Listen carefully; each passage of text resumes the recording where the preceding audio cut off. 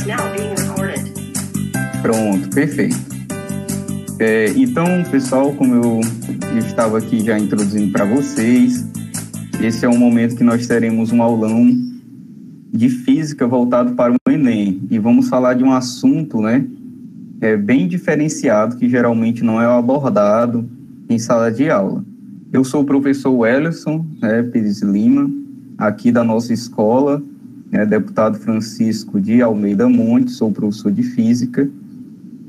E hoje, dia 14 de julho de 2021, vamos ter essa grande oportunidade de conversar sobre assuntos relativamente novos da física e que geralmente encantam as pessoas que têm algum contato com ele, Espero que com vocês não seja diferente.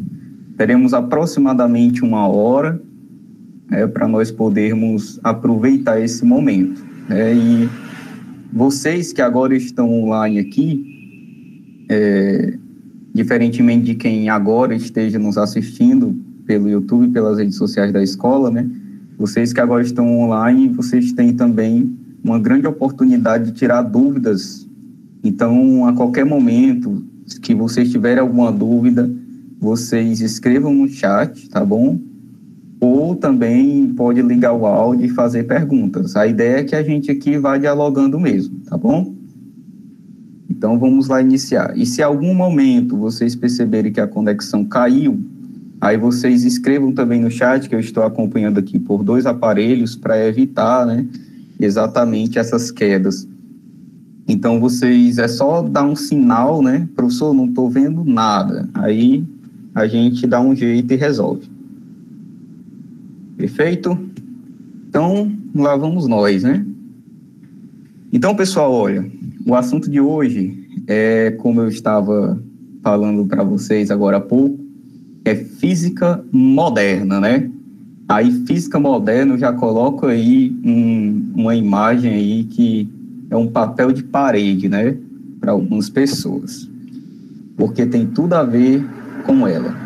Aqui é a parte 1, porque nós teremos uma parte 2, que será daqui a alguns dias e será marcado também ainda nesse mês de julho, como parte dessa iniciativa da escola, do Enem Não Tira as Férias. Então, agora eu gostaria de saber de vocês, quem é que tem uma ideia, o que é que vocês acham que é a física moderna? O que é que vem na mente de vocês quando vocês escutam esse nome? Assim, sinceramente mesmo. Algum de vocês gostaria de... Pode escrever aí no chat, o que é que vem na mente? O que é que vocês acham física moderna? Escuta esse nome e vem alguma coisa na mente de vocês que gostaria de compartilhar?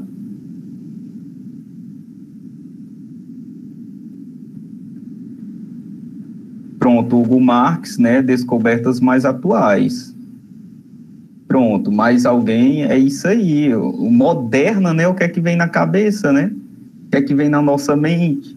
Exatamente isso, algo moderno, seria algo mais próximo da nossa época, Então, realmente, o Hugo aí, ele deu um palpite aí, uma sugestão muito, muito feliz, porque é isso mesmo. Então, geralmente, no primeiro ano, nós estudamos mecânica, que é algo que foi descoberto lá por Newton, há um tempão. Aí depois, no segundo ano, geralmente a gente estuda termodinâmica, ótica, e no terceiro ano, eletricidade, magnetismo, Hoje nós vamos estudar a física moderna, que é uma física que vem depois dessas que eu acabei de falar para vocês. Depois do eletromagnetismo, bem depois, como vocês vão ver aí, tá certo? Então, olha, a princípio, o que é a física moderna, Acredito que vocês estão conseguindo acompanhar aí. Ela é um conjunto de teorias, Então, é um conjunto realmente de teorias que surgiram no começo do século XX, Então, por aí você já tira que é algo, nós estamos no século XXI, no começo do século XX é que ela surgiu. Então, tem aí uns 100 anos, um pouco mais de 100 anos. e provocaram mudanças drásticas em como as coisas eram vistas. Foi mudança drástica mesmo, porque meio que os físicos tinham construído toda a física, a humanidade entendia o universo de uma maneira, chegou a física moderna e disse, olha, alguma coisa está errada no entendimento de vocês da natureza, tá certo? Então, hoje nós vamos falar um pouquinho sobre isso. Então, a física moderna pode ser dividida em dois grandes ramos, né? Que é a mecânica quântica, que geralmente tem muita gente que fala de mecânica quântica sem entender absolutamente nada de mecânica quântica, né? Você abre lá no YouTube, aí tem pessoas lá, os chamados coach quânticos, né? Não acredite em nada que aqueles caras falam, né?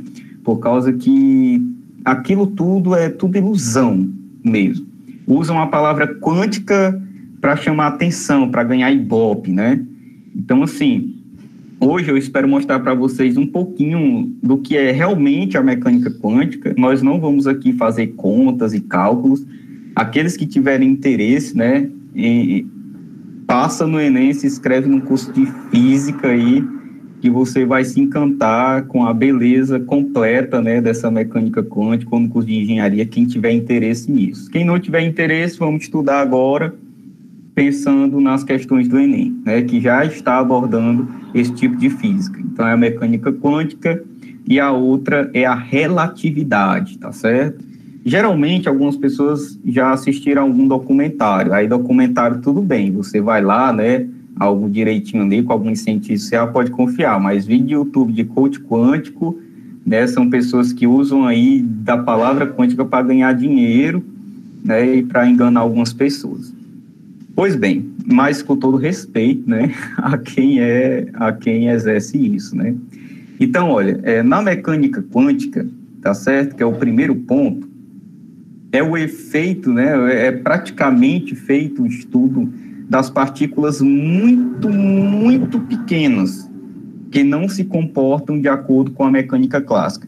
O que é a mecânica clássica, pessoal? É o que a gente vê no primeiro ano, praticamente, né? Eu vou dar um exemplo. Tem um carro que vem a uma determinada velocidade, parte de um ponto, quanto tempo ele vai demorar para chegar em outro ponto? Isso é mecânica clássica. O que é isso de ser muito pequeno, comparado a nós humanos? Basicamente, a natureza, ela se comporta de uma determinada forma que a mecânica do primeiro ano, eu vou usar esse termo para ficar mais próximo assim do contexto da vida de vocês, né? A mecânica que nós aprendemos no primeiro ano, por exemplo, que é o estudo do movimento, né? São de partículas que têm relativamente um tamanho aproximado ao tamanho do ser humano, tá certo? É um ônibus, é um carro, são tamanhos dados em metros, por exemplo, tá certo? Agora sim, quando você vai por muito pequeno, muito pequeno, muito pequeno, muito pequeno, você começa a perceber que um elétron, por exemplo, não se comporta como um carro em velocidade, né? Tudo muda, né? O comportamento dele muda por ele ser cada vez mais pequeno. Essa mecânica clássica, que é a mecânica de Newton, a newtoniana, nós conseguimos identificar que ela já não dava conta. Ela continua sendo válida para os tamanhos, né, por exemplo, de objetos, movimentos de objetos, de tamanhos do nosso dia a dia, do nosso cotidiano. Agora, isso muito pequeno a nível atômico, já começa a surgir um monte de efeitos aí interessantes, certo? Tem alguns filmes de ficção, né, como aquele do Homem-Formiga, né, e tal, que meio que eles buscam trazer algumas coisas dessa física, mas claro, né, nem tudo aquilo ali é ciência. Eles usam um pouquinho, aí inventam outras coisas para o filme ficar mais legal, né, então assim, mas a mecânica quântica, ela, querendo ou não, também é abordada em algumas dessas séries e filmes, tá certo? Como o Flash, por exemplo, né? A série do Flash, ela traz algumas coisas, por exemplo, de relatividade, que é o segundo ponto, ó. Segundo ponto, a relatividade. Já é feito um estudo das partículas e objetos em velocidades próximas à velocidade da luz. Então, ó, eu tenho aqui o meu dia a dia. O meu dia a dia seria a mecânica clássica, né? O clássico, né? Quando você lembra clássico, lembra assim antigo, algo que dá certo para a maioria das coisas. Aí veio a quântica para aquilo que é muito, muito pequeno. Aí veio a relatividade para estudar aquilo que é muito, muito rápido. Muito, muito rápido. Ou seja, o que é um negócio muito, muito rápido? Se eu estou num carro, né?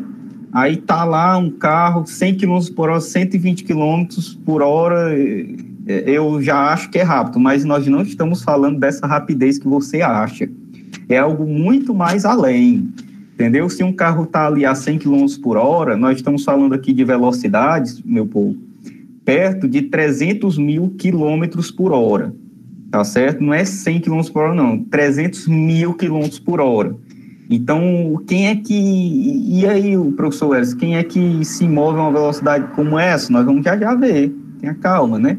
Então, ó, quando nós temos aí algumas partículas que se movem muito, muito rápido, também a física, ela precisou ter todo um desenvolvimento a mais para explicar. Newton não conseguiu explicar a mecânica desenvolvida por Newton, a do primeiro ano, não consegue explicar corpos, partículas próximas da velocidade da luz e nem muito, muito pequenas, da ordem atômica, tá certo? Então, assim, é bem interessante. Eu já dei o exemplo, né, da velocidade desse muito rápido, né? Você se lembra de um carro 100 km por hora, imagina agora 300 mil km por hora, é disso que a gente está falando. E na muito, muito pequena, você pode pensar assim, de que se eu tenho aqui, por exemplo, o planeta Terra, tá certo? Aí você imagina aqui uma bola de futebol, certo? Uma bola de futebol.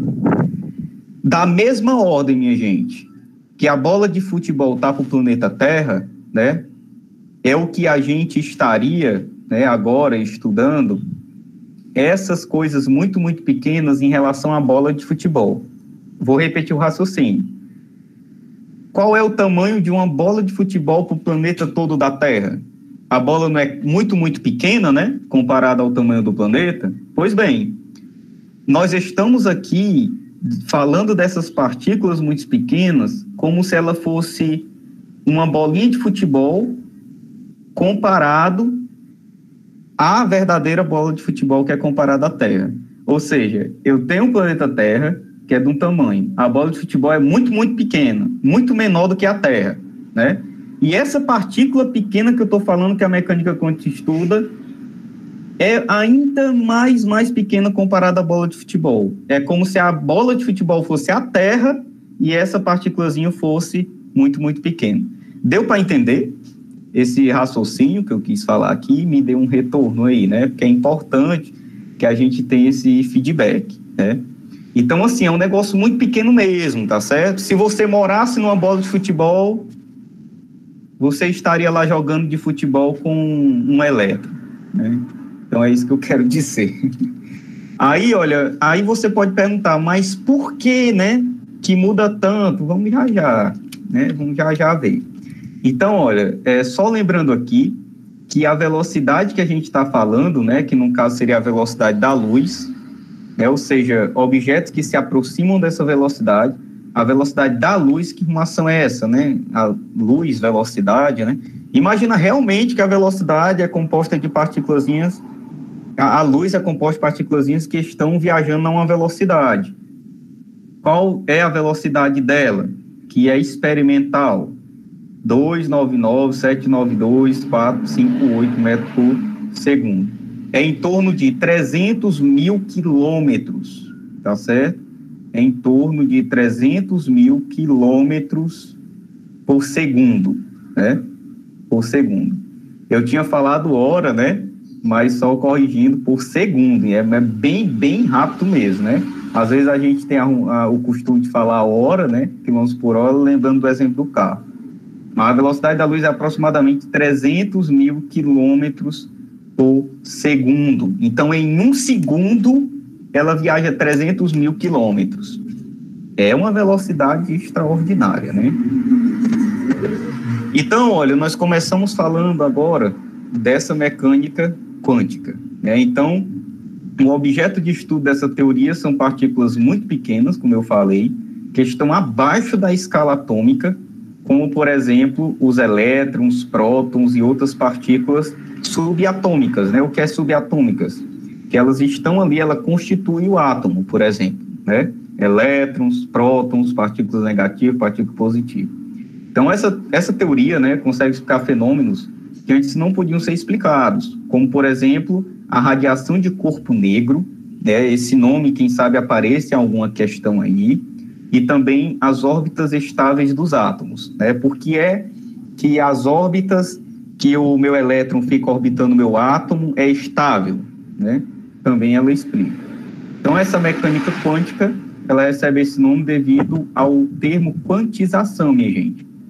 Já que nessa teoria vão aparecer energias e órbitas quantizadas, ou seja, só aparece como múltiplos de números inteiros. Aí falou 1 quilo, não entendi um grama, talvez, né, alguém esteja pensando aí. Eu vou dar um exemplo, né? O que é um negócio quantizado, minha gente? Ó, vamos supor que eu tenho essa linha aqui. Essa linha aqui é o que eu chamo de contínuo. É algo que é contínuo, tá certo? Aí agora, ó, eu vou quantizar essa linha. Como é que eu faria para quantizar ela? É como se eu imaginasse essa linha, eu desse um zoom. Vamos supor que eu dou um zoom aqui, né? Vamos supor que eu dou um zoom aí, e na verdade eu perceba que essa linha, quando eu aproximo, ela é assim, ó.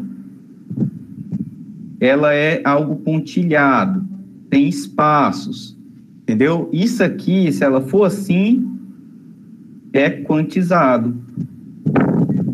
Quantizado. Ou seja, é dividido em partes, né? Não é algo contínuo, né? Por exemplo, vou dar um exemplo aqui. Se eu vou de 0 até 10. Aí vamos supor que eu estou aqui na minha linha contínua, de 0 a 10. Aí vamos supor agora que eu quantize isso. Como é que seria o quantizado de 0 a 10? Poderia ser assim, primeiro o 1, depois o 2, depois o 3, o 4, o 5, o 6, o 7, o 8, o 9 e o 10. Entendeu? Deu para entender aí? Então, algo quantizado é algo dado em passos. Em passos, tá certo? Não é algo contínuo, não pode ter todo o valor. É como se aqui tivesse realmente uma fixação que só esses valores seriam possíveis. Então, imagina que uma pessoa está aqui, ó, andando, né? Aí ela pode andar aqui normal, sem se preocupar com buraco nenhum. Né? Ela pode estar no 0, ela pode estar no 1, ela pode estar no 0,5, ela pode estar em qualquer canto. Agora aqui não. Essa pessoa vai ter dificuldades, porque aqui tem um abismo. Então, o que seria algo quantizado? Só tem valores fixos. Não pode ser todo valor, tem que ter valores fixos. Alguma dúvida nessa primeira parte? Me digam aí. É importante entender esse termo, tá certo? Quantizado é algo que tem valores fixos, né? Não pode ser todos os valores, tá bom? Aí, olha, aqui tem a representação, por exemplo, de um quanto de energia. Olha, eu vou pegar aqui a minha energia, né? Às vezes a gente estuda energia cinética, energia potencial, né? Vários tipos de energia a gente estuda. Agora imagine essa energia aqui, né? Essa energia dessa onda eletromagnética que seria a luz, tá bom? Então, olha, vamos lá passo a passo, né? Então você teria, por exemplo, a luz, né? Ó, representado, por exemplo, por essa lanterna. Aí é como se você imaginasse essa luz, minha gente, sendo constituídas, sendo compostas de partes, de pedaços. Ó, é como se fosse partículas de luz, é como se fosse a luz constituída de vários pedacinhos, entendeu? O nome desses pedacinhos recebe o nome de fóton. Então, o fóton é um quanto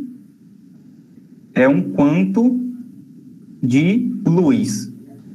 Deu para entender? Imaginar a luz como sendo composta de um monte de pedacinhos, de pacotinhos de luz. Pacotes de luz. O fóton é um pacote de luz. É como se fosse essa forma de que a natureza, ela gosta de, por exemplo, se comportar. Tá bom? Então, ao invés de eu ver uma luz como uma onda, por exemplo, uma onda seria um negócio assim, né? Ao invés de eu ver a luz como uma onda, agora eu vejo a luz na mecânica quântica como compostas de pacotes.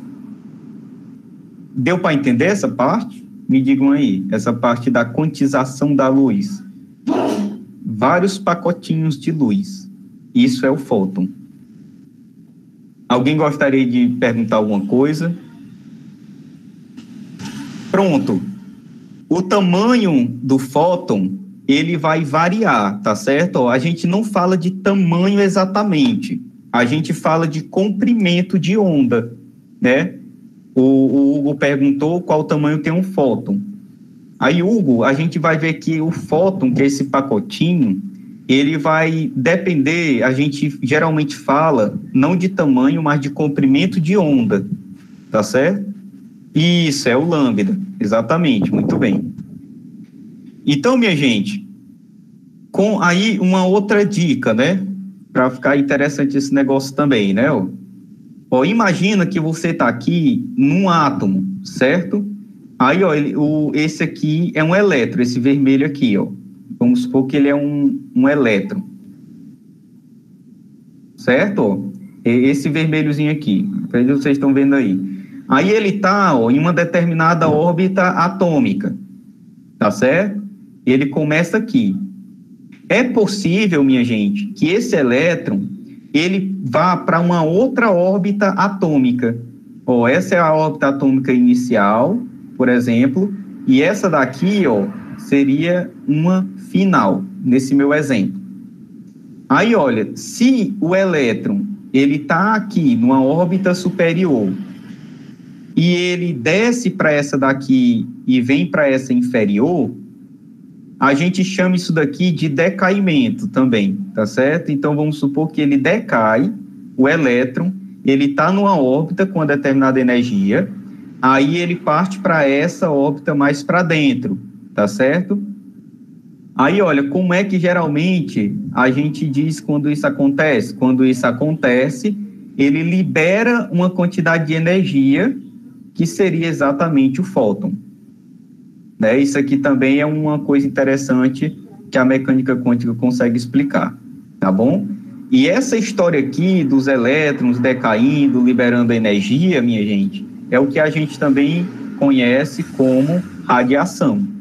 E sobre a radiação a gente vai falar melhor até no próximo encontro. A gente vai resolver várias questões sobre radiação, mas hoje não. Hoje eu quero mais trabalhar assim algumas coisas interessantes da mecânica quântica para vocês.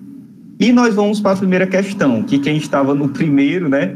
Essa é uma questão repetida do primeiro Enem, até para testar se vocês se lembram dela, né? Que é uma questão do Enem 2020, né? Que pesquisadores dos Estados Unidos desenvolveram uma nova técnica que utiliza raios de luz infravermelhas para destruir tumores.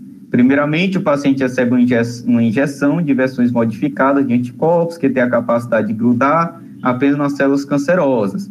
Aí ele vai falando, tá certo? Aí a pergunta é o quê? Com base nas etapas de desenvolvimento, o nome apropriado da técnica é o quê? Aí você vai ver quais as etapas de desenvolvimento. Você já se lembra, né? Me digam aí qual dessas A, B, C, D ou E. Pronto, é a D, né? O Hugo tá lembrado aí, fotoimunoterapia. Por quê? Vamos lá. Aqueles que não estavam no encontro anterior, né? Você está analisando aqui, né, uma técnica aqui de saúde, né, de combate aqui a tumores. Aí, ó, primeiramente, o que é que acontece? Primeiramente, o paciente recebe uma injeção com versões modificadas de anticorpos que tem a capacidade de grudar apenas nas células cancerosas. Sozinho eles não fazem nada. Entretanto, esses anticorpos estão ligados a uma molécula.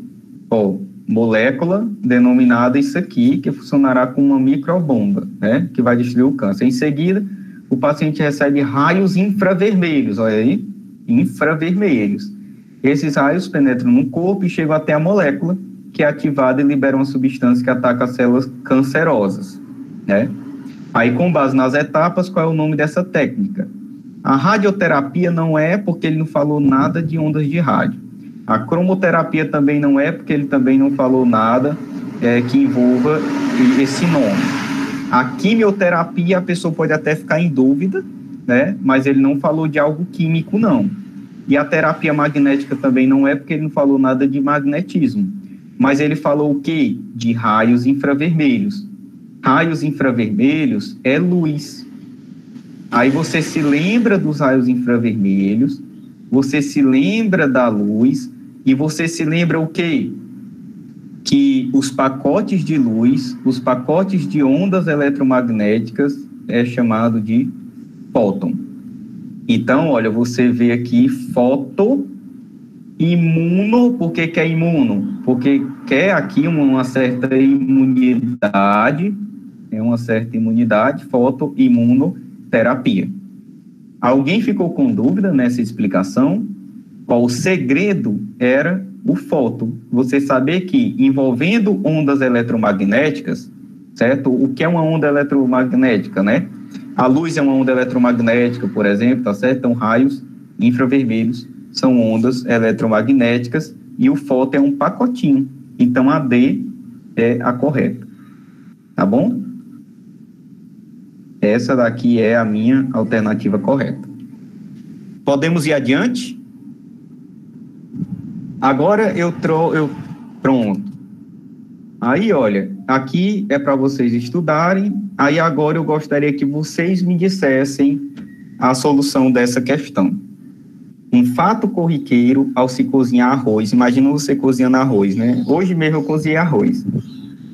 É o derramamento de parte da água de cozimento sobre a chama azul do fogo. A chama do fogo é azul, né? Aí, o que é que pode acontecer? Parte dessa água de cozimento, né, que está cozinhando arroz, às vezes ela cai na chama azul do fogo e a chama fica amarelada quando a água cai nela. Nós queremos entender isso. Essa mudança de cor pode suscitar interpretações diversas relacionadas a substâncias presentes na água do cozimento. Além do sal de cozinha, o NaCl, nela se encontram carboidratos, proteínas e sais minerais. Cientificamente, sabe-se que essa mudança de cor da chama ocorre devido ao quê? Item A, reação do gás de cozinha com o sal, volatilizando o gás cloro. Item B, emissão de fótons de sódio excitada por causa da chama. Item C, produção de derivado amarelo pela reação com o carboidrato. Item D, reação do gás de cozinha com a água formando gás hidrogênio. Item E, excitação das moléculas de proteína com formação de luz amarela. Qual item você acha que é correto baseado no que nós estudamos?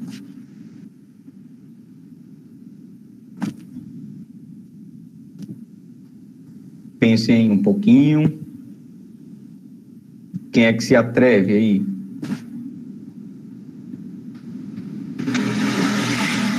A chama azul do fogo, né? Você está cozinhando lá a água, tipo, qual, baseado só nessa aula, qual você marcaria lá na hora da prova? Por exemplo.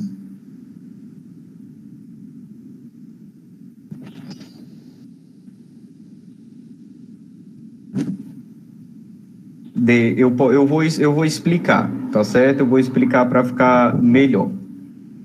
Alguém quer se pronunciar? Pronto. Então, olha, minha gente, o que é que acontece, né? A gente estava estudando o quê? A gente estava estudando exatamente os fótons, né? Os fótons. Ó, o item correto vai ser exatamente esse item B. A emissão de fótons pelo sódio excitado por causa da chama, né? Então, o que é que possivelmente está acontecendo lá? É como se eu tivesse aqui por exemplo, a chama, quando ela é azul, eu tenho, por exemplo, esse primeiro caso, aí depois ela fica tipo amarela, né? Eu vou até desenhar aqui para ficar melhor, aqui embaixo, ó. Aí, ó, aqui seria a amarela. Então, o que é que está acontecendo aí? Eu vou fazer de preto. Bom, excitado por causa da chama, está acontecendo a emissão de fótons pelo sódio. Então, basicamente, é como se, devido à energia que está sendo recebida aqui, é como se devido à energia, é como se esse cara aqui, por exemplo, eu estivesse recebendo energia, aí ele decaísse para cá e liberasse um fóton nesse processo. Por quê? Porque ele recebeu, né, a emissão de fósforo pelo sódio excitado por causa da chama. Eu estou dando um exemplo, né? Então, é como se ele está liberando esse fóton, né, pelo sódio, que foi excitado, ou seja, o meu átomo, né, ele foi excitado, por exemplo, por causa dessa chama. Tá bom? Então, olha, geralmente, para que você tenha a liberação de fótons, assim, você precisa receber energia de algum lugar. Então, essa era a sacada, entendeu? Então, por que é excitado da chama? A chama fornece a energia necessária para esse fóton ser liberado. Essa é a ideia. Tá bom? O fóton é liberado devido à chama, ao calor da chama, que deu energia para esse processo acontecer. Alguém gostaria de apresentar alguma dúvida sobre isso nesse momento? Ou ficou claro para todo mundo?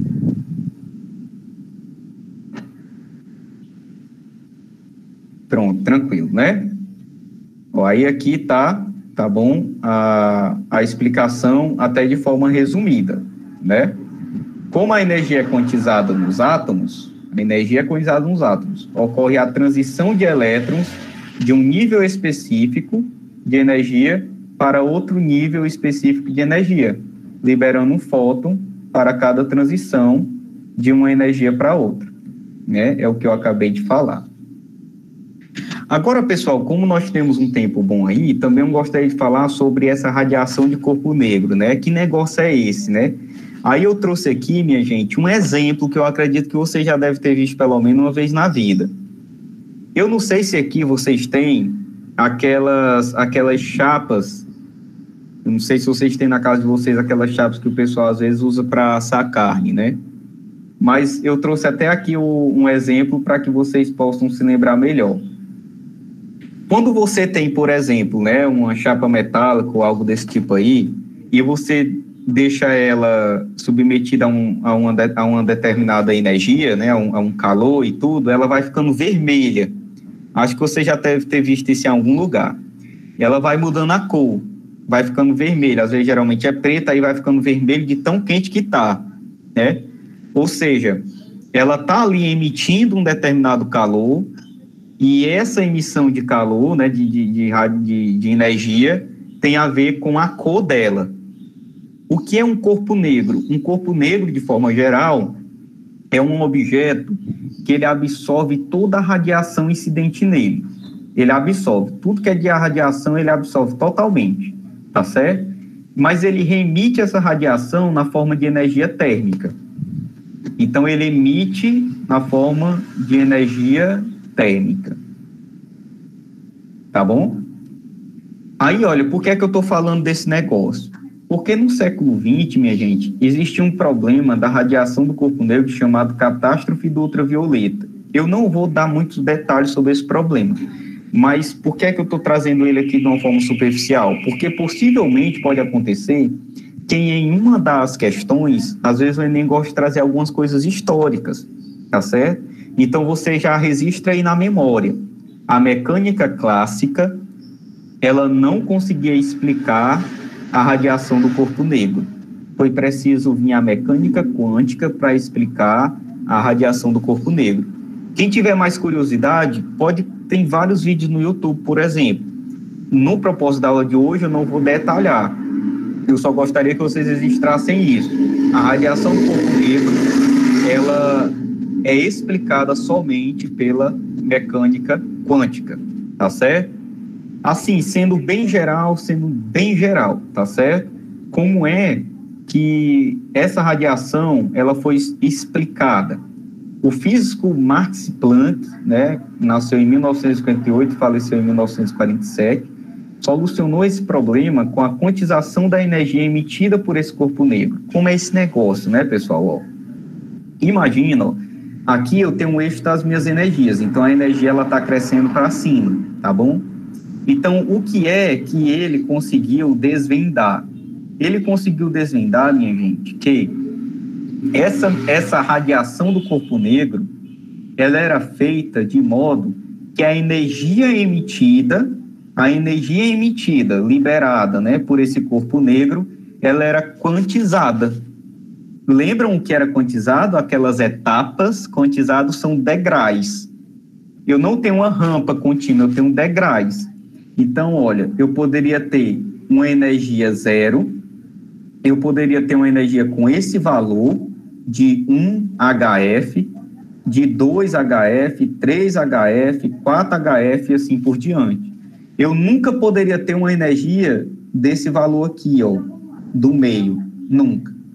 Não é assim que o corpo negro, ele funciona, tá certo? Ele funciona liberando energias quantizadas.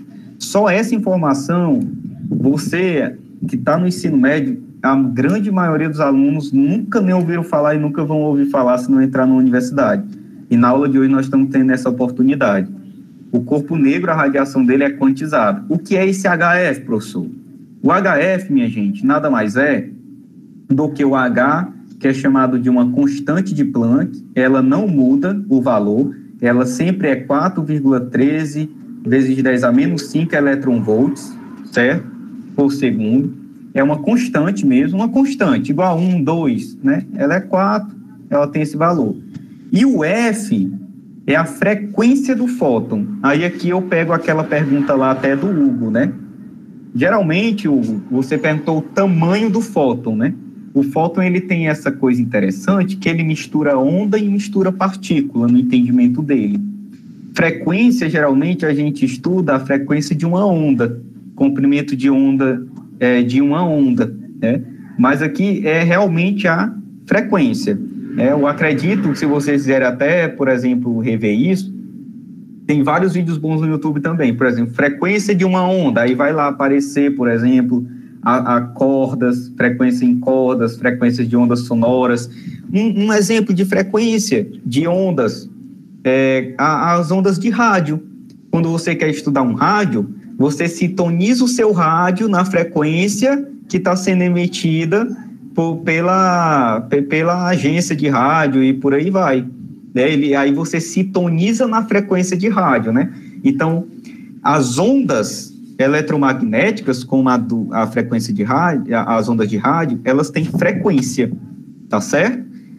Frequência dada em hertz. Então, eu acredito que você já deve ter visto aqui algum rádio na vida, ou então em aplicativo de celular. Sintoniza aí na frequência tal, na FM, né? E por aí vai. Então, olha, cada onda eletromagnética, ela vai ter a sua frequência. E a energia desse fóton, dessa partículazinha aqui de luz, vai depender da onda que você está. Da energia, por exemplo, se for uma luz amarela, se for uma luz vermelha, se for uma luz azul, cada luz tem uma frequência diferente. Cada luz, cada cor, por exemplo, tem uma frequência diferente. Logo, os fótons não são iguais. E aqui eu gostaria de pegar novamente o contexto da pergunta do Hugo, né? Que perguntou o tamanho. Eu já gostaria de deixar claro, o Hugo e demais que estão aqui. Cada luz, cada onda eletromagnética vai ter um fóton diferente das outras. Mas toda luz vermelha, por exemplo, vai ter um fóton igual. Mas a amarela já é diferente. Por quê? Porque ela vai ter uma frequência diferente. A onda de rádio vai ter um fóton diferente. Por quê? Porque ela vai ter uma frequência diferente, vai ter uma energia diferente. Deu para entender essa parte? Aqui, ó, essa é a energia do fóton. Tá bom? E é o fóton que é liberado. Ele é liberado com energia que depende da frequência. Alguma dúvida até aqui? Pessoal, me digam aí. Pronto. E os demais estão achando interessante? É um negócio bem inovador, assim, é um negócio bem novo, né? É muito massa aqui. Quem tiver a oportunidade, de ver um documentário, ou quem tiver interesse, né, em entrar, por exemplo, até numa faculdade que envolva as ciências da natureza, assim, física, engenharia ou algo do tipo, vai ver isso detalhadamente. A gente consegue provar isso daqui, né? Provar mesmo, tá certo? Então, vamos fazer mais uma questão aqui. Professor, essa questão não é do Enem, mas é da PUC. É da PUC e, geralmente, as questões podem acabar, né, se conversando, se dialogando, né? E, geralmente, sim, viu, William e Gabriel? Geralmente, eles já vão até te dar a frequência da luz em questão, tá certo? Aí, olha, a escolha, vamos fazer essa questão, a escolha do ano de 2005 como ano mundial da física teve como um de seus objetivos a comemoração do centenário da publicação dos primeiros trabalhos do Albert Einstein. No entanto, é importante salientar que muitos outros cientistas contribuíram para o excepcional desenvolvimento da física no século passado. Entre eles, cabe destacar o Max Planck, o qual, em 1900, propôs a teoria da quantização da energia, que é o que a gente está falando. Segundo esta teoria, um corpo negro, olha aí, um corpo negro, irradia, ou seja, em forma de radiação mesmo, né? Ele emite, irradia e emitir, tá certo? É a mesma coisa. Ele irradia energia de forma, aí nós vamos ver, quais são os itens? Descontínua ou contínua? Só dessa parte, pessoal, dessa primeira parte, propôs a teoria da quantização da energia. Segundo essa teoria, um corpo negro irradia energia da forma contínua ou descontínua? Descontínua. Todos concordam? Descontínua, muito bem. Em porções que são chamadas de... Quais são essas porções de energia? São chamadas de prótons, são chamadas de fótons ou de elétrons? Fótons, né? Então, olha, descontínua e fótons. Já matou a questão. Não tem nem outra descontínua e fótons, tá vendo? Então, é a C. Mas vamos só continuar, para dar mais um exemplo. Cuja energia é proporcional à frequência da radiação eletromagnética. Então, é aquilo que eu falei, olha. A energia é proporcional à frequência, porque esse Hzinho é só uma constante. Tá certo? Então, olha, essa pergunta ela é muito boa. Eu não duvido que tenha uma pergunta como essa nos Enems até daqui para frente. Tá certo? Aí eu peguei aqui até da PUC aí, né, de vestibular, para mostrar para vocês que é um assunto legal, interessante, que já está sendo cobrado no Enem, né? Aí deixe-me ver aqui qual é o próximo slide. Pronto. Aí, eu gostaria de falar disso daqui ainda para ilustrar, né? Que é um experimento muito interessante, pessoal, que é um experimento do chamado efeito fotoelétrico. Esse efeito aqui, ele é fantástico quando a gente estuda ele em detalhes, né? O único que veio conseguir explicar isso é o Albert Einstein. Vocês estão entendendo? Essa física quântica, pessoal, ela não foi desenvolvida porque o pessoal... seria tão legal se a natureza fosse assim. Não. Foi muito pelo contrário. Foi você vendo experimentos sem conseguir explicar e tendo que correr atrás de entender. E o Albert Einstein, ele foi o cara que conseguiu explicar isso de uma forma fenomenal, né? Então, ele mostrou esse efeito fotoelétrico teoricamente e depois foi possível realizar experimentos, onde uma luz incidente, que são esses fótons, em um metal, acaba arrancando elétrons desse mesmo metal. Então, como é o efeito fotoelétrico, pessoal? Eu tenho, por exemplo, aqui, elétrons, certo? Livres no meu metal. Esse quadrado aí é como se fosse um metal, tá? Aí, eu coloco uma radiação aqui. Agora, a radiação, eu estou colocando ela incidindo aqui nesse meu metal. Aí eu percebo que, olha como é legal. Essa radiação, ela está vindo aqui, está interagindo com esses elétrons livres, e esses, né, elétrons, eles são emitidos. Eles são arrancados. A mecânica clássica, minha gente, não conseguia explicar isso aqui de maneira nenhuma. Aí, olha aí como foi simples a explicação do Albert Einstein. Imagine como aqui esse desenho já deixa claro, né? Esse desenho já deixa claro. Imagine a radiação fornecendo, cada bolinha dessa, fornecendo a energia necessária para o elétron escapar desse material e ser emitido. Então, é como se cada bolinha dessa aqui interagisse com o elétron, a radiação fornecesse a energia necessária para o elétron escapar. Ó, essa radiação, se ela for vista dessa maneira aqui, ó, como uma onda, é muito difícil de você conseguir explicar. É isso que os caras não estavam conseguindo entender. Porque a luz, ela se comporta como onda em muitos casos, como uma onda. Mas o Albert Einstein veio lá e disse, olha, a luz também pode se comportar como partículas, pelos fótons. Aí vem uma das coisas que encantam muitas pessoas. A luz, que é a mesma entidade física, ela se comporta como onda e ela se comporta como partícula. Quando é que ela vai se comportar como onda e quando ela vai se comportar como uma partícula? Vai depender do experimento. Vai depender do experimento. Então, a luz é o quê, professor? É onda ou é partícula? Não tem como saber. Ela é dual. Ela tem essas duas personalidades. Ela tem esses dois comportamentos. Nós conseguimos explicar coisas que ela manifesta o caráter de onda e em outros experimentos é o de partícula. E é assim que a natureza é. Entendeu? Durante muito tempo, as pessoas ficaram indignadas com isso. É onda ou é partícula? É onda ou é partícula? Aí hoje nós falamos que tem um caráter dual. Ela é onda-partícula. Ela é onda-partícula. Tá certo? Então, dependendo do experimento que você faz, a luz se manifesta como uma onda, igual a onda mesmo do mar. Você joga uma pedrinha dentro d'água, as ondas não ficam se espalhando, né? Pronto. A luz também tem um comportamento como esse, mas também tem um comportamento de partícula. Igual uma bolinha, também tem um comportamento de partícula. E isso foi algo extraordinário, que o Einstein teve coragem de dizer. A luz pode ser partícula, porque até Einstein, todos entendiam a luz como uma onda. E o Einstein foi lá e disse, não, ela também pode se comportar como uma partícula.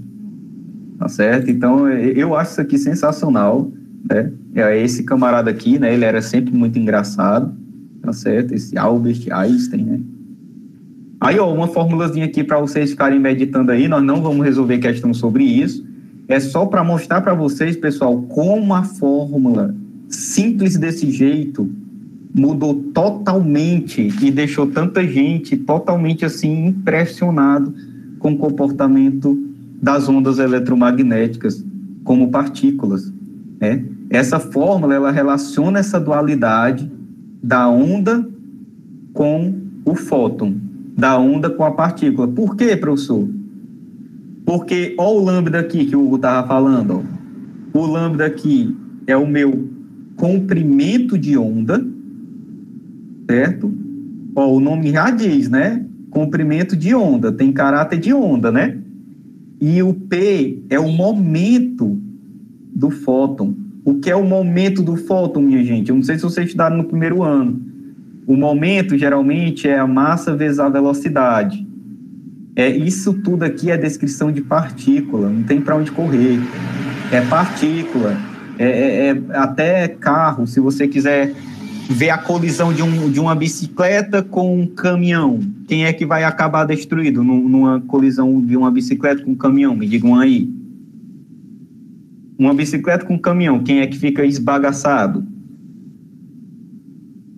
A bicicleta, né? Por que é a bicicleta que fica esbagaçada, né? Porque ela tem uma massa bem menor do que o caminhão, tá certo? Então, essa história de momento, de massa vezes velocidade, tem tudo a ver com partícula.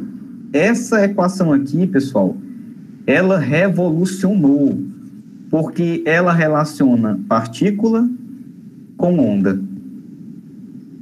Isso aqui, se você chegasse a 100 anos atrás, mais de 100 anos atrás, antes de Einstein, e dissesse que isso é verdade, ninguém ia acreditar. Mas é assim que a natureza é. E qual é a relação qual é a ligação de uma coisa com a outra? É o H. É a minha conhecida constante de Planck. Tá certo? Então, eu espero que vocês, assim, tenham, né, achado interessante, né, essa nossa conversa de hoje. Fizemos algumas questões, né? No próximo encontro, nós vamos falar mais sobre radiação, que é o que mais cai no Enem de Física Moderna, né? E também, porque a gente só pode aqui passar 1 hora. E também, no próximo encontro, eu quero falar para vocês sobre a relatividade. Vai ficar aí, né, uma curiosidade, eu espero que todos vocês, a relatividade, a famosa relatividade, né, eu acredito que vocês, eu vou até mostrar aqui só para aumentar a curiosidade de vocês, né? Eu acredito que vocês já devem ter visto isso daqui em algum lugar. Viram ou não viram? Um planeta numa malha, né? Já deve ter visto alguma coisa em algum lugar. Eu vou explicar isso daqui, tá certo? Eu vou explicar. Como eu também vou explicar o paradoxo dos gêmeos, que vocês já devem ter ouvido falar, se não, é um negócio bem legal. Se tem 2 gêmeos, se uma gêmea for até um local com a velocidade próximo da velocidade da luz e voltar, ela vai encontrar o gêmeo dela bem mais velho aqui nessa Terra, vai ficar com uma curiosidade aí para a próxima aula, tá certo? Aí, pessoal, eu gostaria de finalizar com esse trecho, né, de Alice no País das Maravilhas, né, que é: você pode me ajudar? Ela pergunta para o gato, né, uma homenagem aqui ao gato de Schroeder, né? Sim, pois não, né? Aí a Alice diz: onde vai essa estrada? Aí o gato: para onde você quer ir? Aí a Alice diz: eu não sei, estou perdida. Aí o gato responde: para quem não sabe aonde vai, qualquer caminho serve, né? Então, assim, nós estamos no aulão do Enem, vocês já estão no 3º ano, e eu gostaria que vocês refletissem sobre essa última fala aqui. Para quem não sabe aonde vai, qualquer caminho serve. Saiba para onde você quer ir. Trace objetivos. Trace metas. E se esforce para chegar lá. Aí eu finalizo, né, com uma reflexão aqui do Einstein, né? E essa frase é atribuída a ele, né? É atribuída a ele, mesmo que não seja ele quem diz, é uma frase verdadeira. Eu tentei 99 vezes e falhei, mas na 100ª tentativa eu consegui. Nunca desista de seus objetivos, mesmo que esses pareçam impossíveis. A próxima tentativa pode ser a vitoriosa, né? A próxima tentativa pode ser a vitoriosa. Então fica essa reflexão para vocês que estão tentando o Enem. Tenham uma meta, saibam o que vocês querem, e depois de saber, não recue mediante nenhum pretexto, tá certo? Não recue, siga adiante. Então, pessoal, eu quero agradecer aqui, né, a participação de vocês na nossa aula de hoje. Eu já usei um programa aqui de registrar a frequência, né? Então, quero agradecer aqui a vocês, espero que vocês tenham gostado, né? Espero que vocês tenham achado interessante. Eu vou estar compartilhando esse slide, e na próxima aula eu acho que vai valer a pena, viu? Participar. Que a gente vai falar sobre a relatividade e vai falar também sobre mais algumas questões, tá bom? É verdade, Luiz Felipe, presencial seria bem mais interessante, mas já a gente vai estar, né? Porque presencialmente fica até mais legal, né? De interagir, fazer perguntas e algo desse tipo. Pois é verdade, viu? Saudade de uma aglomeração. Mas está perto, eu acredito que esteja perto da gente, como um todo, né?